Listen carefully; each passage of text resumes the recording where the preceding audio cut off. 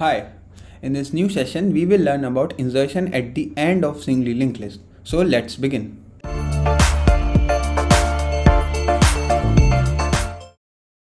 Now suppose you are given a linked list of size 3 and you want to insert element 5. So after inserting element 5, it will look like this and your head will be pointing to 2 only. Now you are given a linked list with only one node, that is 2.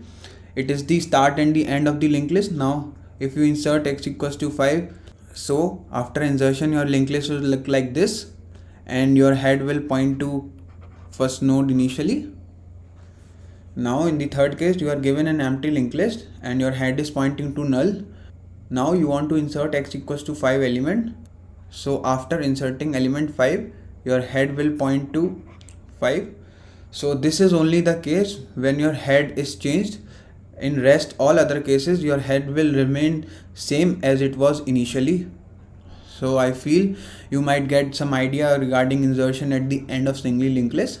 Now let's see the basic implementation part. This is the basic node structure or standard structure which we have used in our previous session. So now let's move to the main function. Here first we have initialized head with null value.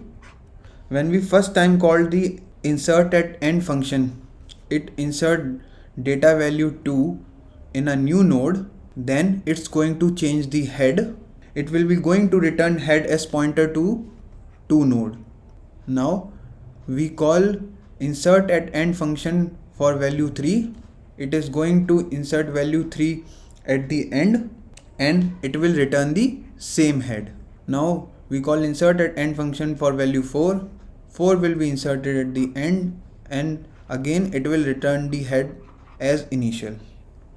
Pause this video and try to make insert at end function which take head of the given linked list as input argument and a value val to be inserted at argument. This function insert value val at the end of the linked list and return the head of the linked list. That is why its return type is node star. This function should modify head only when head is passed as null, else in all other cases it should return the same head. So let's look at the implementation part. At first, if we want to insert an element, we will first allocate memory for that. So let's allocate the memory. Now if we want to insert it at end, we need to store it or hold it up till the end. So we will store it in a pointer name as temp. Now to insert the element at end, we need to get a hold of last node also, because if we have hold of last node, then only we can make last of next equal to the new node that we are inserting. For example, if I want to insert a 5 element at the end of this linked list, so first I need to allocate new memory for the 5. So that is what we are doing in the first line of code. So now what we want is to point force next to node 5. So our final linked list will look like this. So now my question is, how do we achieve this? For this we run a loop that begins on this header and it stops when it found node where next of it is null. So before linking the 5, the next of 4th node was pointing as null. And then finally we will point current of next equals to temp and we will simply return the head. So we will initially take a current which will point to head. So now as discussed, we will run a loop where current of next not equals to null. We will simply do current equals to current of next. Now finally we will point current of next equals to temp and then simply we will return the head. Now the question is this code completely correct? Think for a minute, then come back.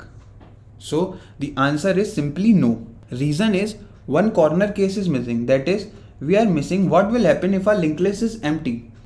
This corner case we have to handle it explicitly That is, after allocating new memory, check whether head is null or not. If the head is null, then we will return the allocated node explicitly. The reason is, if your head is empty or null, then you cannot access head data or head nets, because if you access null, it will cause segmentation fault in C++. So to ensure that segmentation fault does not come, we have to explicitly handle the null case here. That is, if my head is equals to null, then I will simply return temp. Here you can also see that this is only the case when your head is changing. In rest of the case, you are simply returning the head which you have got in the input argument. So I hope you get the logic. Now let's see whether it is giving the correct output or not. So in this case, our output should be 2, 3, 4 and 5. So let's look this. So this is the insert@end function which we have just coded. So let's check it. So it is returning the same desired output as 2, 3, 4, 5. So I hope you get the logic now. If you have any doubt, you can ask in the comment section below. We will surely try to help you. Thank you.